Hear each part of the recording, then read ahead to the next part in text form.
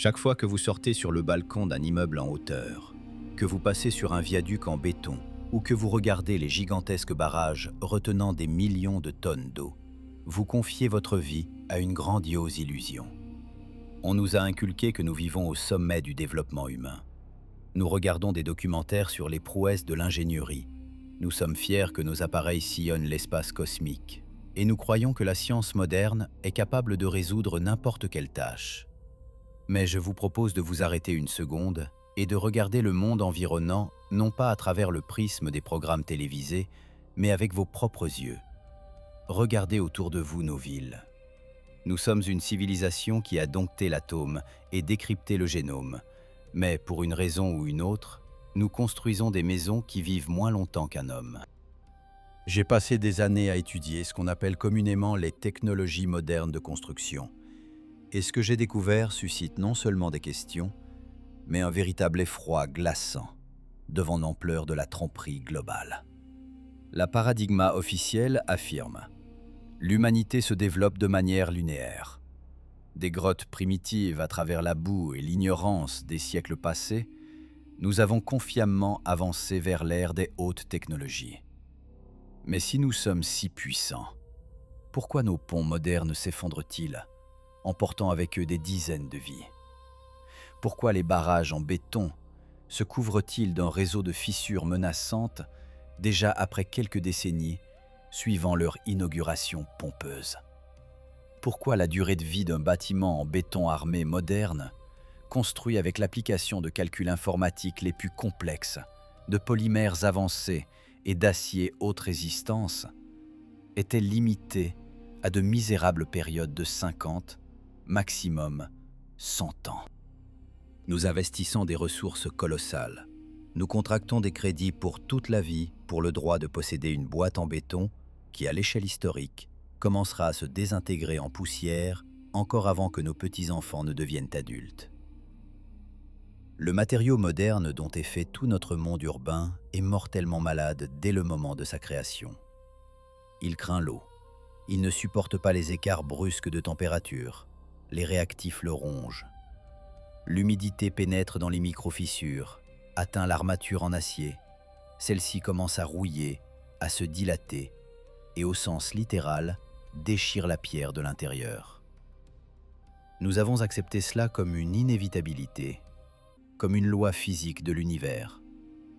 On nous a convaincus que le béton ne peut pas vivre éternellement, que les bâtiments doivent se détruire et que l'infrastructure nécessite des réparations infinies, dévorant des trillions de budget. Mais que diriez-vous si je vous disais que cette loi de la nature est une cage artificielle?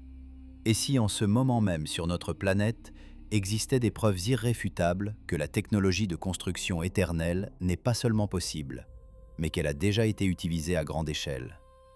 Pour briser la matrice du mensonge, nous n'avons pas besoin de chercher l'Atlantide mythique ou de plonger au fond de l'océan. Il suffit d'acheter un billet pour Rome, de sortir sur la Piazza della Rotonda et de regarder en haut. Devant vous se dressera lui, le Panthéon, le temple de tous les dieux. Le bâtiment qui rit au nez de chaque ingénieur moderne, de chaque professeur d'université de construction et de chaque fonctionnaire qui approuve les budgets pour les réparations de surface. Cette structure est couronnée d'un colossal dôme de diamètre exactement 43 mètres.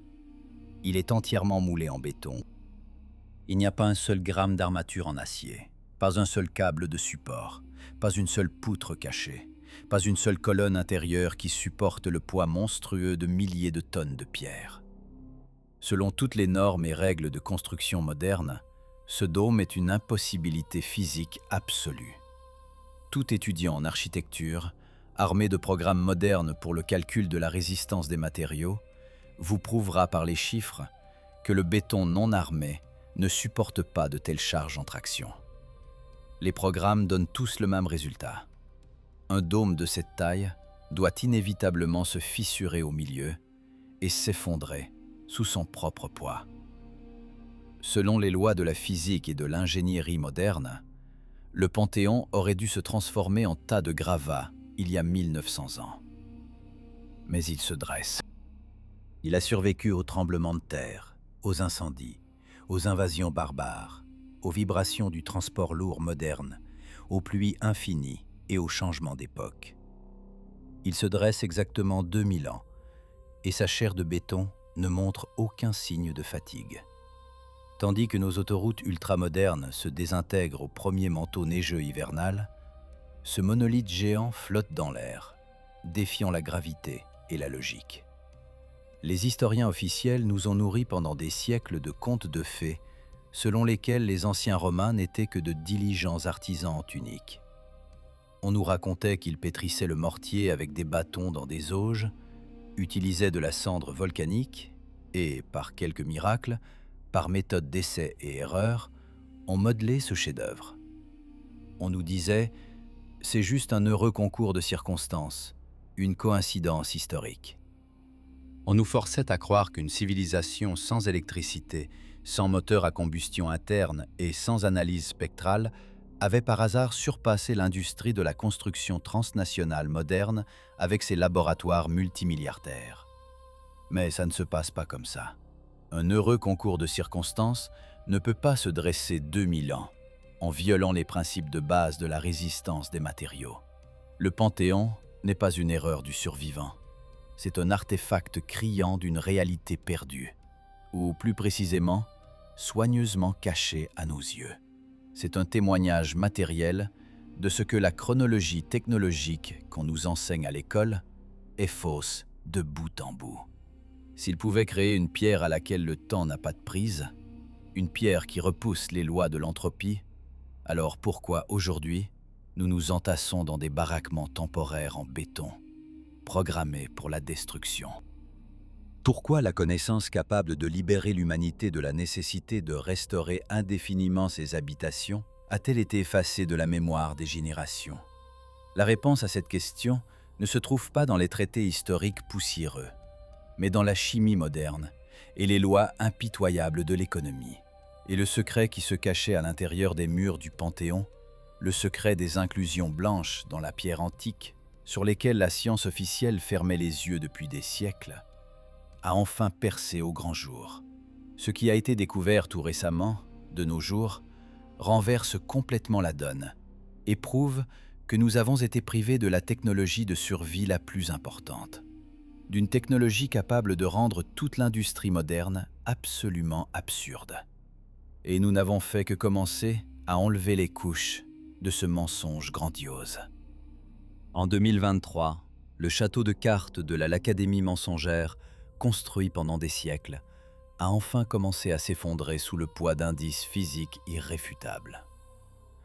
Ce qui était considéré depuis des décennies comme une axiome incontestable dans les cabinets confortables des historiens titrés, a été réduit en miettes par le langage froid et impartial de l'analyse chimique.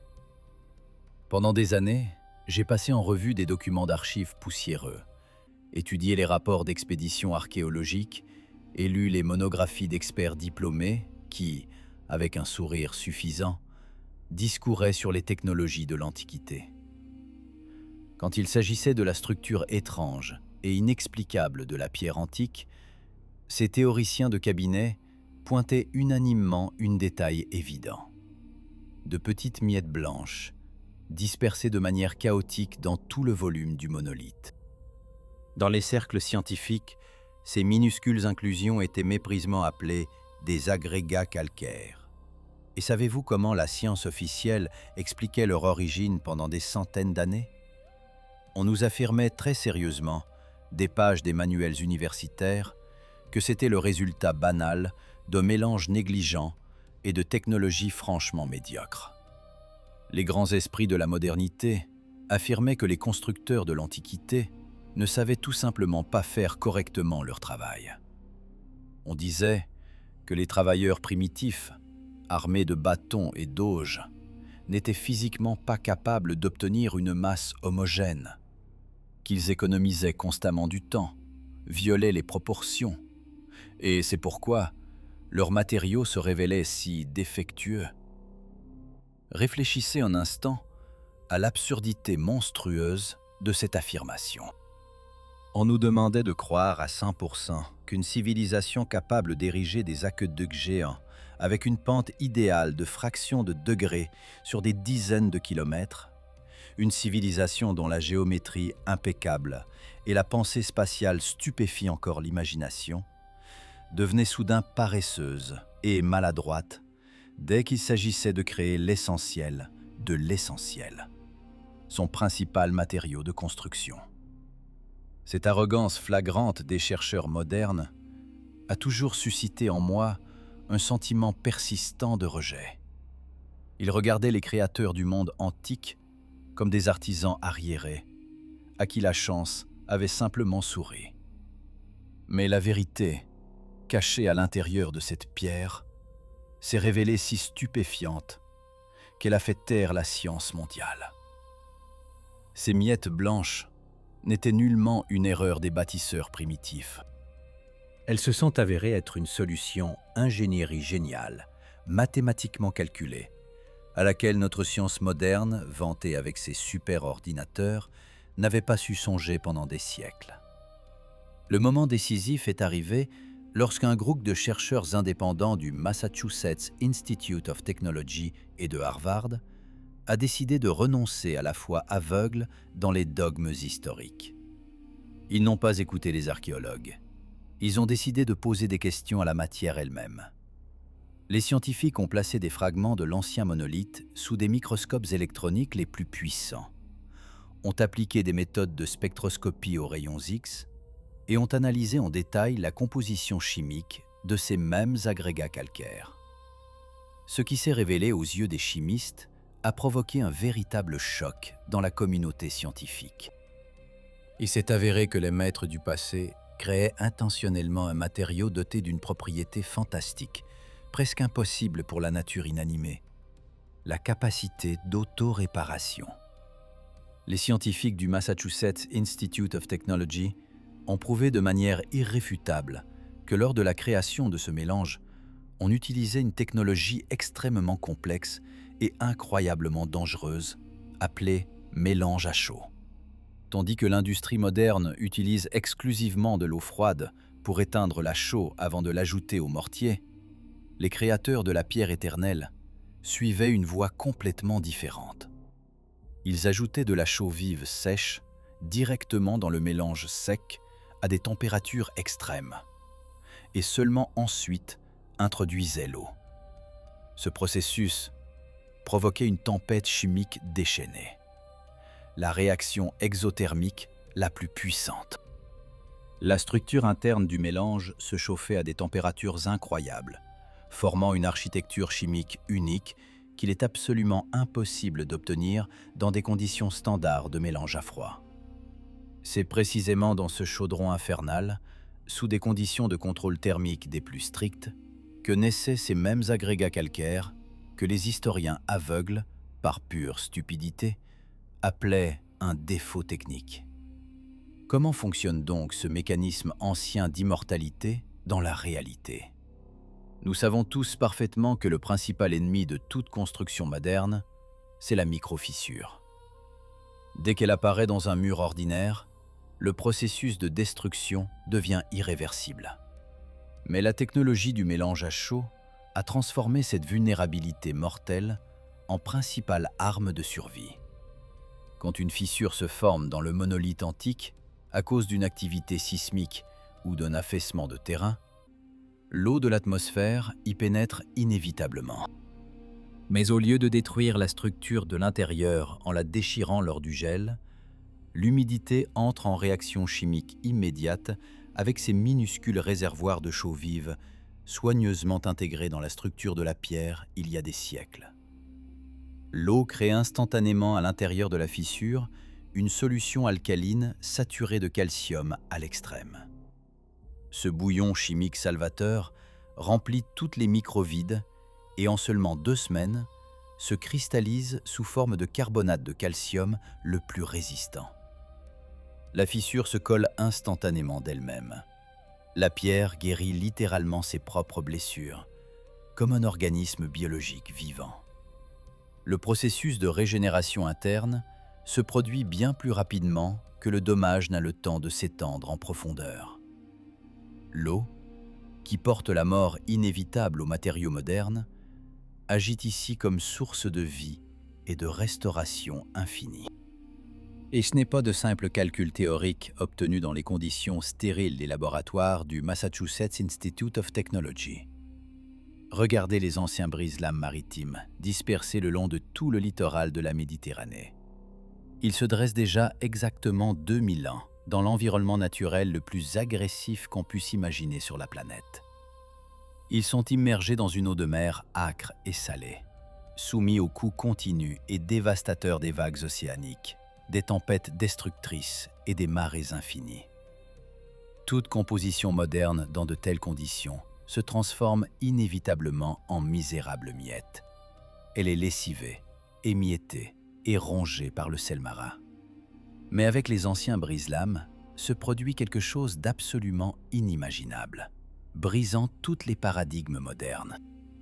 Les scientifiques ont prélevé des échantillons de ces constructions sous-marines et ont découvert avec horreur que, au fil des siècles passés, l'eau de mer, en pénétrant dans les pores de la pierre, entrait en réaction extrêmement complexe avec la cendre volcanique et la chaux vive, faisant croître à l'intérieur du monolithe des minéraux rarissimes, incroyablement résistants.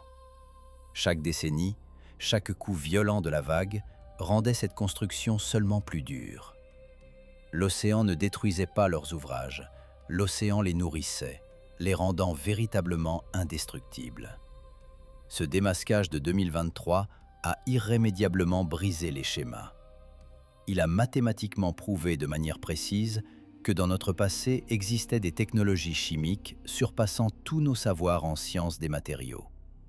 Nous avons affaire au plus haut niveau de programmation chimique de la structure de la matière. Mais lorsque l'euphorie de la découverte scientifique s'estompe, à sa place vient la froide prise de conscience. Si le secret de la pierre éternelle, capable de s'auto-réparer, est maintenant complètement déchiffré, pourquoi le monde ne s'est pas transformé à la seconde même? Pourquoi cette connaissance reste-t-elle simplement un article curieux dans une revue scientifique, tandis que nous continuons à nous noyer dans des déchets qui s'effritent? La réponse à cette question nous mène dans les couloirs les plus sombres de l'économie mondiale, là où la durabilité est considérée comme le crime principal contre le système. Lorsque le secret des anciens bâtisseurs a été définitivement déchiffré, j'attendais l'effet d'une bombe qui explose.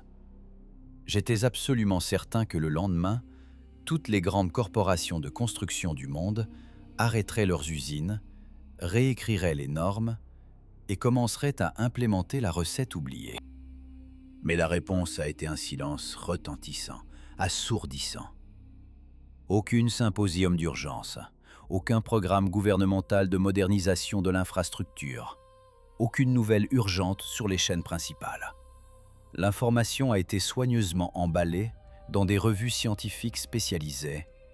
On a tapoté l'épaule des chimistes et on l'a paisiblement enterrée parmi des milliers d'autres découvertes inutiles pour le système. Pourquoi la plus grande découverte du siècle a-t-elle été ignorée? Pour répondre à cette question, j'ai dû détourner le regard des ruines antiques et plonger dans la froide, impitoyable mathématique du monde moderne. Et ce que j'ai découvert dans les rapports financiers des corporations globales s'est révélé plus terrifiant que n'importe quelle théorie. La réponse était évidente. Au monde moderne, les choses éternelles sont catégoriquement inutiles. Notre civilisation technocratique vantée est mortellement dépendante de la destruction constante, rigoureusement programmée. Réfléchissez par vous-même. Qu'est-ce qui constitue le fondement de l'économie globale moderne? C'est un cycle continu, infini de production, de consommation et d'élimination obligatoire. Nous avons tous entendu parler maintes fois de l'obsolescence programmée. Nous nous sommes résignés avec docilité au fait que nos smartphones coûteux commencent à ramer effroyablement 2 ans après l'achat. Nous savons que les automobiles modernes sont conçues par les ingénieurs de manière à ce que les nœuds essentiels du moteur tombent en panne exactement le lendemain de la fin de la période de garantie. Les appareils électroménagers, les vêtements, l'électronique, absolument tout cela est créé selon un calcul précis pour une panne rapide, afin de nous forcer à rouvrir encore et encore notre portefeuille. Mais il ne nous est jamais venu à l'esprit d'appliquer cette même logique consumériste à ce qui nous semble le plus monumental et fiable dans notre vie, à nos maisons, nos ponts, nos tunnels et nos villes entières. Et pourtant, c'est précisément l'immobilier commercial et l'infrastructure globale qui sont le principal, le plus vorace moteur de ce mécanisme économique prédateur. Le principal monopoleur et dictateur invisible de la construction moderne, c'est le ciment Portland. Cette substance, développée au XIXe siècle, est littéralement imposée à toute l'humanité comme l'unique, l'alternative lisse et le plus rentable standard. Dès les bancs de l'école, on nous a convaincus que c'est l'apogée absolue de l'industrie chimique. Mais rejetons la propagande corporative et regardons-le sans les lunettes roses du marketing. C'est un matériau qui commence inévitablement sa dégradation à la seconde même où il finit de sécher. Sa production est incroyablement énergivore. Elle rejette en permanence dans l'atmosphère une quantité monstrueuse de dioxyde de carbone, en nécessitant la combustion constante de millions de tonnes de charbon et de mazout. La production de ciment Portland n'est pas simplement une branche industrielle. C'est un business à plusieurs trillions d'euros qui nourrit sans relâche les corporations transnationales, les géantes compagnies logistiques, les fabricants de barres d'armature en acier et un état-major gonflé de fonctionnaires corrompus qui distribuent les appels d'offres publics pour des réparations de surface infinies. Maintenant, menez une expérience de pensée extrêmement simple. Imaginez que demain matin, toute l'industrie de la construction mondiale passe à l'utilisation de cette même pierre éternelle auto-réparatrice. Vous coulez les fondations, érigez de puissants murs, construisez un énorme viaduc et savez exactement que cette construction tiendra des millénaires, sans nécessiter aucune intervention et devenant seulement plus solide avec chaque décennie écoulée. Savez-vous ce qui arrivera à notre système économique à cette même minute? Il s'effondrera en un instant. Le produit intérieur brut des pays leaders s'effondrera. Si les bâtiments cessent de se fissurer et les ponts de s'effondrer, disparaîtra la moindre nécessité de milliers d'usines de ciment. S'arrêteront les immenses carrières d'extraction de sable et de gravier. Resteront sans contrat astronomique les corporations qui aujourd'hui gagnent des milliards d'euros sur les réparations capitales régulières des autoroutes à grande vitesse. S'effondrera complètement tout le marché mondial des mélanges de construction, parce qu'il ne sera plus jamais nécessaire de produire des millions de tonnes de coûteuses hydrofugations, de revêtements anticorrosifs toxiques et d'additifs chimiques complexes qui ne font qu'essayer de prolonger un peu la misérable vie du fragile ciment Portland. Mais ce n'est même pas le plus terrible pour ceux qui tiennent les leviers de commande de ce monde. L'horreur véritable, glaçante pour l'âme de l'architecture éternelle, réside dans la menace directe pour le système sanguin du capitalisme moderne, le système bancaire mondial. Pensez simplement sur quoi repose précisément l'esclavage financier moderne de l'homme ordinaire. Sur l'hypothèque.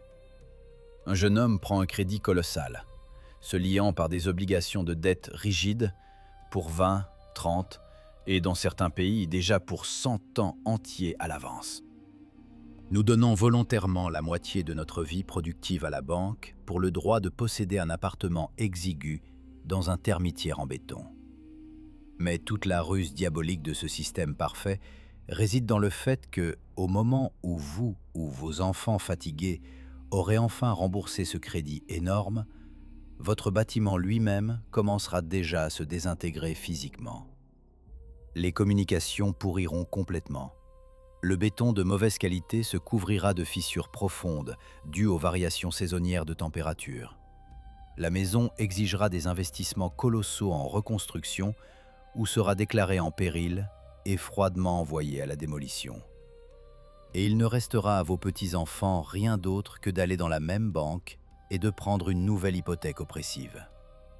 C'est une roue idéale, incessante pour le hamster, générant des trillions d'euros de l'air. Et maintenant, imaginez une autre réalité, où votre maison vous sert fidèlement pour l'éternité entière. Vous construisez un véritable nid familial, et vos lointains descendants en 10e génération y vivent paisiblement, sans même savoir ce qu'est le taux d'intérêt bancaire. Les banques perdent instantanément leur principale garrotte autour du cou de la société. Les gens deviennent absolument indépendants de l'aiguille du crédit, parce que le besoin humain de base en un abri fiable est comblé une fois pour toutes. Les impôts sur l'immobilier dégradé, les cotisations d'assurance obligatoires en cas d'effondrement soudain, les collectes communales infinies pour des réparations capitales fictives des immeubles d'habitation, tout cela des flux financiers gigantesques, inépuisables, qui se dissoudront simplement dans le vide. L'implémentation de la technologie de la pierre éternelle signifie la mort instantanée pour les cartels de construction et l'effondrement total de l'élite financière mondiale. Il ne leur est pas profitable de construire pour les siècles. Il leur est profitable de vous faire payer chaque jour. C'est précisément pourquoi le secret le plus important, révélé par des chimistes indépendants, ne sera jamais implémenté en production de masse. Ce n'est pas une amusante énigme scientifique, c'est un complot industriel cynique à l'échelle véritablement planétaire. L'obsolescence architecturale n'est nullement un effet secondaire de l'utilisation de matériaux bon marché. C'est un instrument fondamental de contrôle le plus sévère sur toute l'humanité. On nous vend quotidiennement la fragilité sous l'apparence de hautes innovations. On nous impose une dépendance totale sous le masque d'un progrès inexorable. Notre civilisation a volontairement renoncé à l'immortalité technologique au profit d'une génération infinie de profits pour un petit groupe de personnes. Et plus je me plongeais profondément dans la mathématique impitoyable de cette tromperie globale, plus aiguë devenait devant moi la question suivante, encore plus paradoxale et effrayante. Si aujourd'hui, avec tous nos superordinateurs quantiques, nos communications par satellite et nos chaînes logistiques globales d'approvisionnement, nous ne pouvons pas, ou on nous interdit strictement, produire ce matériau parfait, alors comment le faisaient ceux que nous considérons condescendantement comme des gars naïfs en tunique, avec des ciseaux primitifs en bronze à la main? Comment le monde antique gérait-il des processus chimiques d'une telle ampleur colossale, qui défient même l'industrie lourde moderne? J'ai commencé à analyser scrupuleusement la démographie et le potentiel technique du passé lointain. Et les chiffres que j'ai obtenus en fin de compte ont définitivement détruit la version officielle de l'histoire de l'Empire romain. Dès que nous arrachons le voile de silence sur la véritable nature des matériaux antiques, et que nous comprenons que le monolithe antique n'est nullement un mélange aléatoire de boue et de cendres, mais un polymère chimique extrêmement complexe nécessitant un contrôle thermique des plus stricts, une muraille de contradictions logiques absolument insolubles se dresse devant nous. Les historiens académiques adorent nous montrer des illustrations colorées dans les manuels scolaires, sur lesquels des esclaves musclés en pagne tirent de manière coordonnée et joyeuse des blocs de pierre sur des rouleaux de bois, tandis que des maîtres fatigués pétrissent pensivement le mortier avec de simples bâtons en bois. On nous présente cette image populaire comme une vérité incontestable. Mais rejetons ces naïves fantaisies enfantines. Fermons les yeux sur les beaux mythes de la grandeur de l'ingénierie antique et tournons-nous vers le langage sévère et impitoyable des chiffres, de la logistique industrielle et de la démographie. Ce que je vais vous montrer maintenant ne met pas simplement en doute la version officielle de l'histoire de l'Empire romain. Cela démontre mathématiquement que toute leur chronologie est une fiction grandiose, mal bricolée, qui s'effondre au premier contact avec la physique réelle des processus de production.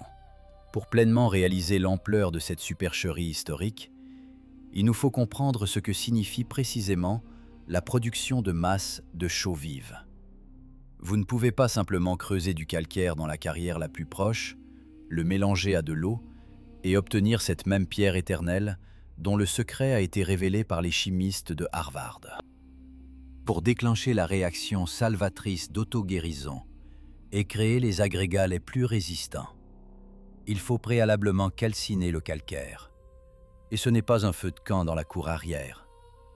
Il faut placer la pierre dans des fours spéciaux et la calciner en continu à une température monstrueuse, dépassant 900 degrés Celsius. De plus, il faut maintenir cette température d'une stabilité incroyable pendant de nombreux jours et nuits, sans permettre le moindre refroidissement. Sinon, la structure chimique du futur polymère sera irrémédiablement détruite.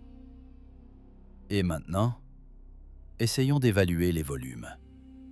L'Empire romain, si l'on en croit les données officielles, a construit la moitié du monde connu.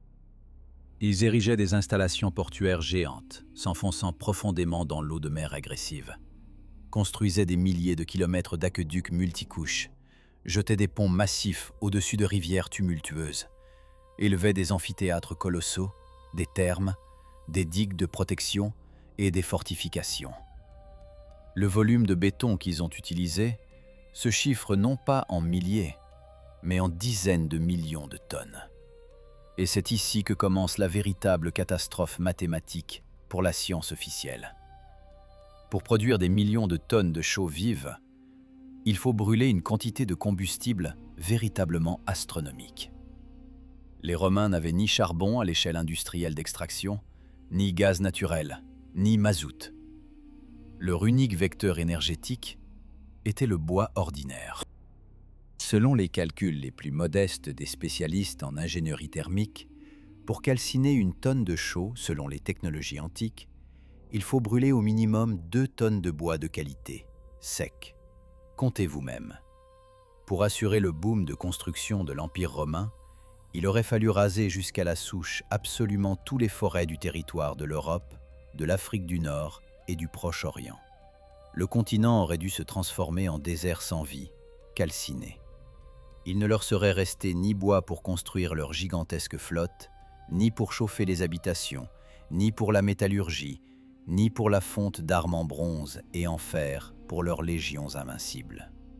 Mais les chroniques historiques et les données des paléobotanistes nous affirment obstinément que l'Europe de cette époque était couverte de forêts denses, impénétrables. Personne n'a détruit les arbres à une telle échelle apocalyptique. Cette seule incohérence énergétique détruit le mythe du béton romain jusqu'à la base. Mais allons encore plus loin et analysons les chaînes d'approvisionnement de l'Antiquité. Supposons un instant l'impensable. Ils ont trouvé du bois. Comment le transportaient-ils jusqu'au four? Le transport de millions de tonnes de pierres des carrières et de millions de tonnes de bois des chantiers forestiers nécessite un flux continu de transport de fret. Selon la version officielle, ils ne disposaient que de chariots en bois et de bétail de trait. Pour assurer de tels volumes de matières premières, les routes de l'Empire auraient dû être, 24 heures sur 24, pare-choc contre pare-choc, encombrées de millions de charrettes. Imaginez cette scène. Des dizaines de milliers de charrettes grinçantes, s'étirant sur des milliers de kilomètres, des bœufs mâchant la poussière, tombant morts d'épuisement. Pour maintenir de telles chaînes d'approvisionnement continu de l'Antiquité, l'Empire aurait dû dépenser 100% de ses ressources humaines et alimentaires exclusivement pour l'entretien du secteur des transports. Les bœufs et les chevaux requièrent une quantité colossale d'eau et de fourrage chaque jour. Il faut les nourrir, les abreuver, les soigner et les remplacer. Pour assurer un tel réseau logistique, la moitié de la population de l'Empire aurait dû se consacrer exclusivement à la culture d'avoine et à la préparation de foin pour les animaux de transport. C'est un cauchemar logistique qu'il est impossible d'organiser sans un réseau étendu de chemins de fer, de locomotives diesel puissantes et d'une planification informatique complexe des flux de fret. Et enfin, l'étape la plus terrifiante, la plus mortelle de cette production impossible, le mélange à chaud lui-même. Rappelez-vous ce que les chimistes du Massachusetts Institute of Technology ont prouvé. Les anciens bâtisseurs ajoutaient de la chaux vive sèche, chauffée à blanc, directement dans le mortier. Au contact de l'humidité, la chaux vive entre immédiatement en ébullition. Se produit la réaction exothermique la plus agressive. Le mélange se chauffe à des centaines de degrés. Il crache furieusement de la soude bouillante caustique. Des nuages épais de poussière hautement toxique, qui rongent la chair, s'élèvent dans l'air. Le contact de la moindre particule de cette poussière avec les yeux signifie une cécité instantanée et irréversible. L'inhalation de ces vapeurs brûle les poumons en quelques minutes. La vapeur alcaline se dépose instantanément sur la peau en sueur, se transformant en acide qui ronge les tissus jusqu'aux os. Sur les usines chimiques modernes, de telles opérations sont menées dans des réacteurs en acier hermétique fermés. Et les ouvriers portent des scaphandres protecteurs avec alimentation autonome en oxygène pur. Et maintenant, dites-moi, en regardant droit dans les yeux au fait froid, des hommes en tunique avec des ciseaux en bronze à la main pouvaient-ils survivre dans cet enfer industriel? Comment pouvaient-ils manuellement, avec des bâtons en bois, mélanger des millions de tonnes de ce volcan chimique bouillant qui crache? Ils n'avaient pas de respirateur, de lunettes de protection en plastique, d'épais gants résistants à la chaleur et de pales hydrauliques. Aucune armée d'esclaves sans droit n'aurait pu accomplir cette tâche, parce qu'ils seraient morts dans d'horribles souffrances par milliers chaque jour, de dieux encore à l'étape du mélange de la première batch de mortier. Les chantiers de construction se seraient instantanément transformés en gigantesques fosses communes et la production se serait arrêtée pour toujours, sans même avoir le temps de commencer. Comment la science officielle imagine-t-elle le processus de coulage du même dôme grandiose du Panthéon?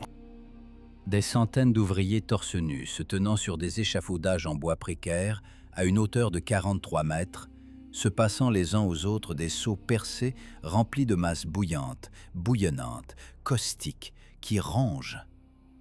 Un seul faux mouvement, un seul seau renversé, et toute l'équipe serait cuite vive dans l'ébullition chimique. Ce n'est pas simplement une violation des règles de base de sécurité, c'est un non-sens technologique absolu, sans espoir. Tous ces faits, le déficit aigu d'énergie, l'inévitable effondrement logistique, la toxicité mortelle de la production et l'absence totale d'équipements de protection adéquats s'entrelacent en un verdict unique, écrasant. L'histoire officielle de Rome, telle que nous la connaissons des fiches universitaires, n'aurait physiquement pas pu exister. Ce miracle industriel que l'on attribue généreusement aux esclavagistes antiques n'a tout simplement pas eu lieu dans ces conditions misérables que décrivent les historiens. Les Romains n'auraient pas pu inventer de toutes pièces, produire en toute sécurité et implémenter à une échelle colossale un matériau qui requiert objectivement une base industrielle du niveau du 19e ou même du 20e siècle. Et alors surgit la seule conclusion logique possible, terrifiante jusqu'aux frissons glacés. Si les Romains n'auraient pas pu, purement techniquement, démographiquement et économiquement, être les auteurs à part entière de cette pierre éternelle, alors, quelle technologie utilisaient-ils en réalité? Quel secret tentaient-ils de copier aveuglément, sans en comprendre pleinement la véritable nature? Sur quelles ruines puissantes ont-ils réellement bâti leur fameux empire? La prise de conscience que l'histoire officielle de Rome n'est qu'un grossier rassemblage de pièces disparates, destinées à cacher les béantes lacunes de la chronologie, nous force à regarder le soi-disant héritage antique sous un angle complètement différent. Si nous acceptons comme un fait mathématique indiscutable que la société romaine, avec son niveau de développement déclaré, n'aurait pas pu créer de toutes pièces, par elle-même, une industrie du mélange à chaud de chaux vive, nous arrivons inévitablement à une conclusion qui ferait blanchir n'importe quel historien académique. Les Romains n'ont pas inventé ce béton éternel. Ils n'ont rien inventé du tout. Tout leur fameux empire a été construit sur le pillage des réalisations d'autrui. Ils n'étaient que de chanceux héritiers, qui ont fortuitement trouvé les vestiges de connaissances, des formules chimiques complexes et des instructions fragmentaires d'une pro-civilisation beaucoup plus avancée, globale, qui existait sur ces territoires bien avant la fondation même de Rome. Imaginez un monde post-apocalyptique où, 1000 ans après un effondrement économique global, des tribus de nomades trouvent un vieux manuel de chimie industrielle miraculeusement préservé. Ils ne comprennent pas les principes de base des liaisons atomiques. Ils ne connaissent pas le tableau de Mendeleïev. Ils n'ont pas de microscope électronique. Mais ils tentent, avec un tremblement religieux, étape par étape, de reproduire ce qui est écrit. Ils rassemblent les ingrédients, allument d'immenses feux, meurent par milliers des brûlures chimiques, mais à la fin, par des pertes monstrueuses et un fanatisme aveugle, parviennent à recréer un succédané de la grandeur perdue. C'est exactement ainsi que procédaient ceux que nous appelons les grands architectes de l'Antiquité. Ils étaient les exécutants d'un culte cargo. Ils copiaient aveuglément des processus dont ils ne comprenaient absolument pas la véritable physique et chimie. Ils trouvaient les vestiges d'anciennes installations industrielles, tentaient de les relancer en brûlant des forêts et en sacrifiant des millions de vies d'esclaves, simplement pour obtenir ne serait-ce qu'un pâle semblant de ce matériau dont étaient faits les immenses ouvrages des dieux, leurs précurseurs inconnus. Et cela explique tout. Cela explique pourquoi la qualité du béton romain varie si sauvagement et de manière imprévisible d'une construction à l'autre. En certains endroits, nous voyons un monolithe absolu, surpassant en résistance le Kevlar moderne. Et dans d'autres édifices voisins, une masse friable, se désintégrant en poussière. Ils ne pouvaient tout simplement pas contrôler de manière stable le processus technologique. Ils se trompaient constamment dans les proportions. Ils ne comprenaient pas la différence entre les divers types de cendres volcaniques et la température de calcination. Ils agissaient au hasard, comme des chatons aveugles dans un laboratoire chimique en ruine. Et la preuve la plus éclatante, la plus criante de cette théorie du culte cargo, est précisément cet objet dont nous avons commencé notre enquête. Retournons à Rome, sur la Piazza della Rotonda. Retournons au Panthéon. On nous a inculqué pendant des siècles que le Panthéon était un temple. Le temple de tous les dieux. On nous forçait à croire que ce grandiose édifice, parfait du point de vue ingénierie, avait été érigé exclusivement pour que des prêtres en toge puissent brûler de l'encens et offrir des sacrifices à Jupiter ou à Mars. Mais rejetons cette parure religieuse et regardons le Panthéon avec les yeux d'un ingénieur technologue moderne. Vous êtes-vous jamais demandé à quel point ce bâtiment est ridicule et absurde en tant qu'objet religieux? Premièrement, ses proportions n'ont rien à voir avec l'architecture classique des temples de cette époque. Il s'agit d'une rotonde cylindrique idéale, surmontée d'une demi-sphère parfaite. Si vous inscrivez une sphère dans l'espace intérieur du Panthéon, elle touchera exactement le sol, les murs et le sommet du dôme. Ce n'est pas un temple. C'est un résonateur mathématique et acoustique strict, impeccable. C'est une figure géométrique idéale incarnée en pierre. À quoi servirait aux dieux une acoustique sphérique parfaite? Mais la plus grande énigme du Panthéon, sur laquelle les historiens ferment pudiquement les yeux, réside dans sa coupole. Au centre même de cette immense voûte monolithique de 43 mètres, béante un orifice parfaitement rond, de diamètre exactement 9 mètres. L'oculus. On nous dit que c'est l'œil de Dieu, fait pour éclairer l'espace intérieur et ventiler la fumée des feux sacrificiels. Vous êtes sérieux? Imaginez cette scène. Rome, saison des pluies torrentielles, qui peut durer des semaines. L'eau se déverse en torrent furieux à travers le trou de 9 mètres droit au centre du plus sacré temple de l'Empire. Elle inonde les autels, transforme le coûteux sol en marbre, en bourbier boueux, érode les fondations. La neige, la grêle, le vent pénétrant, tout cela pénètre librement à l'intérieur. En hiver, dans ce temple, il devait faire plus froid qu'à l'extérieur. Aucun architecte normal, étant sain d'esprit, ne concevrait jamais un bâtiment avec un énorme trou dans le toit, dans une zone climatique où il pleut régulièrement et où la température chute. C'est un non-sens absolu du point de vue de la fonctionnalité de n'importe quel logement humain ou lieu de rassemblement régulier. Mais, et si le Panthéon n'était pas du tout un temple? Et si les Romains ne l'avaient pas construit, mais l'avaient simplement déterré, nettoyé de la crasse multicentenaire, ajouté devant un portique classique ridicule avec colonnes, pour qu'il ressemble au moins un peu à leurs sanctuaires habituels, et l'avaient déclaré leur propre création?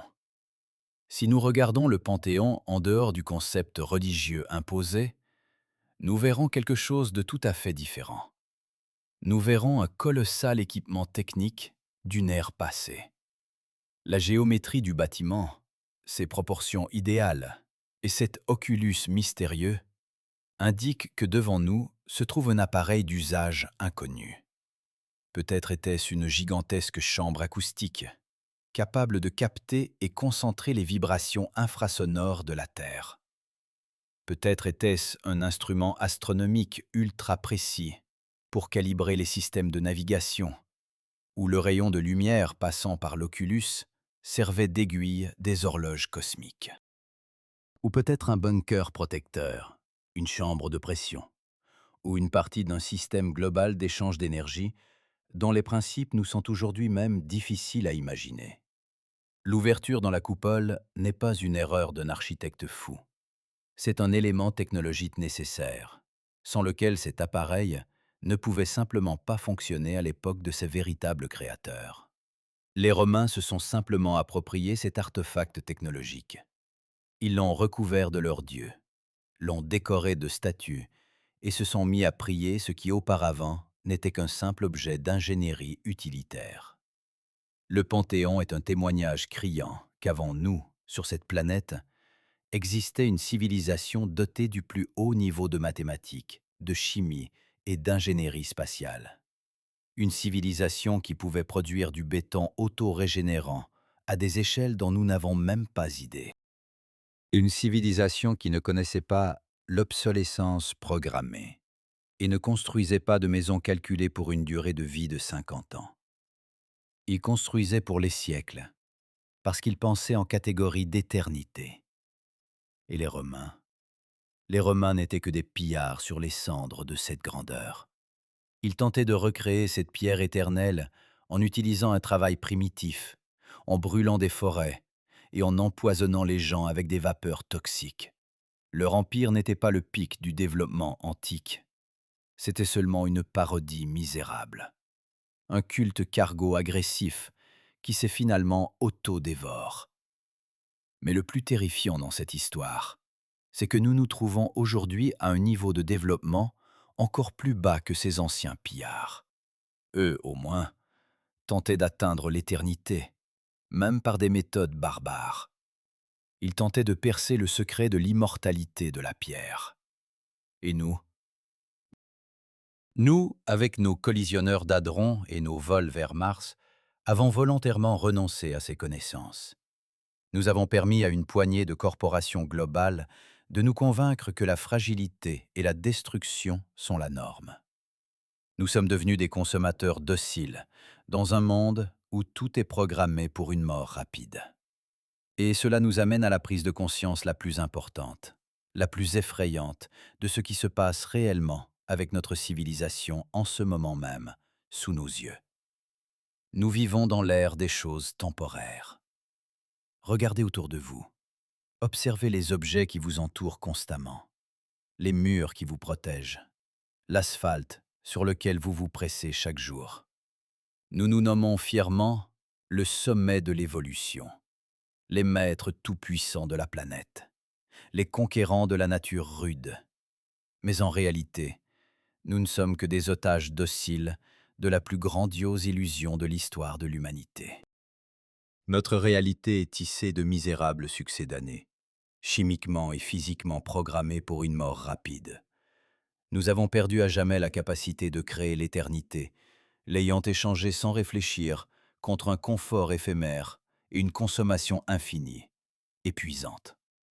Quand je me tenais au centre des anciennes constructions et regardais la lumière couler à travers les voûtes millénaires, j'ai physiquement ressenti cet effroyable, insurmontable abysse nous séparant de ceux qui nous ont laissé cet héritage silencieux. Nous sommes une civilisation de gobelets en plastique jetables, de voitures pressées en série jetables, de bâtiments rapidement montés jetables et, en fin de compte, de vies jetables.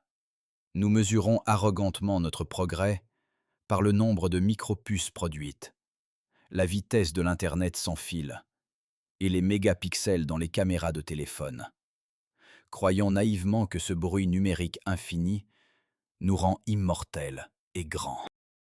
Mais la vérité est que notre époque technocratique vantée est la période la plus fragile, la plus vulnérable de toute l'histoire de l'espèce humaine sur cette planète. Les gens aiment se faire peur avec des contes colorés sur la fin du monde. Nous dépensons des milliards d'euros pour créer des films spectaculaires sur des astéroïdes géants, un changement climatique global soudain, des tsunamis destructeurs hauts jusqu'au ciel et des guerres nucléaires totales. Les chercheurs alternatifs cherchent obsédément des traces de déluges bibliques, d'impacts de comètes et de déplacements soudains des pôles magnétiques, essayant désespérément d'expliquer comment exactement ont disparu les cultures puissantes passées. Mais la véritable, la plus effrayante redémarrage de la civilisation ressemble tout à fait à autre chose. Elle se produit en ce moment même, silencieuse, imperceptible, totalement dépourvue d'effets spéciaux hollywoodiens et de musique dramatique. Le véritable apocalypse n'est pas un feu tout englobant tombant du ciel. C'est un effacement économique planifié, froid, des technologies de la mémoire collective de l'humanité. La véritable fin du monde arrive exactement au moment où la connaissance capable de sauver la société de la misère pour toujours est déclarée non rentable.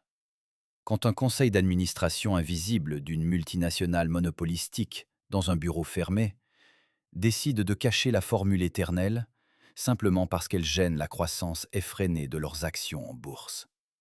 Ce ne sont pas des cataclysmes naturels mythiques qui nous détruisent.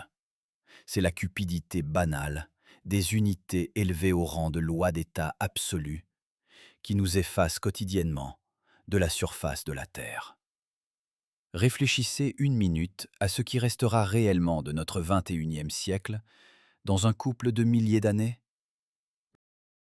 Quand l'alimentation en électricité s'arrêtera, nos serveurs cloud vantés avec tous les travaux scientifiques géniaux, traités philosophiques et rapports financiers se transformeront en un morceau inutile de métal rouillé froid.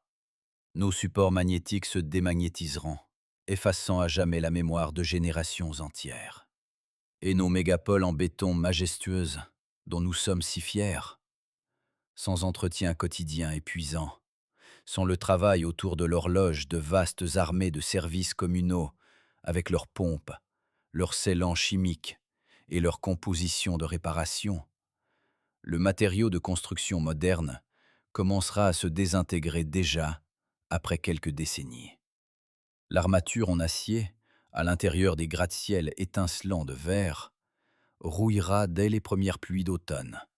Le métal en expansion déchirera les supports porteurs, et la fierté de l'architecture moderne s'effondrera sur elle-même, comme une misérable maison de cartes. Dans quelques 1000 ans, à la place de nos villes pulsant de vie, ne resteront que des collines grises amorphes, de poussière toxique et de rouille rousse. Nous ne laisserons pas après nous de monuments. Nous ne laisserons pas de bâtiments qui se renforceront au souffle du temps. Notre seul héritage réel, ce sont des montagnes non dégradables de déchets plastiques au fond de l'océan et des contrats bancaires pourris sur des maisons qui n'existent plus. Nous avançons avec assurance sur le chemin d'une dégradation rapide. Et ce chemin nous a été soigneusement tracé par ceux qui tirent un profit astronomique de notre faiblesse collective. Et il ne faut pas naïvement penser que les véritables maîtres de ce monde vivent dans l'ignorance, partageant avec nous cette triste destinée. Ceux qui, d'une main invisible, dirigent les flux financiers mondiaux sont parfaitement conscients de la différence colossale entre le temporaire et l'éternel.